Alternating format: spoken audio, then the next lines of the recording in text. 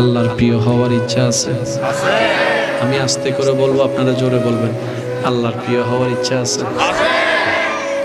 আল্লাহর প্রিয় হওয়ার ইচ্ছা আছে? আল্লাহর পছন্দের বান্দা হওয়ার ইচ্ছা আছে? আল্লাহর দয়া পাওয়ার ইচ্ছা আছে? আল্লাহকে খুশি করার ইচ্ছা আছে? তাহলে একটা কথা বলেন, মনে রাখবেন, আল্লাহর দিকে তাকায় সবাইকে মাফ করে দেন। আল্লাহর দিকে তাকায় সবাইকে মাফ করে দেন। এই সবার ভিতর পরিচিতও আছে, অপরিচিতও আছে, বউ আছে, জামাইও আছে, ভাইও আছে, চাচাও আছে, জ্যাঠাও আছে, মামা আছে, কাকা আছে, দাদা আছে, দাদি আছে, এই আছে, সেই আছে, সবাইকে আল্লাহর দিকে তাকায় মাফ করে দেন। মন প্রথমে পারবে না, চেষ্টা করুন। ব্রেন কখনো মানবে না, চেষ্টা করুন, চেষ্টা করুন, চেষ্টা করুন। কেন জানেন?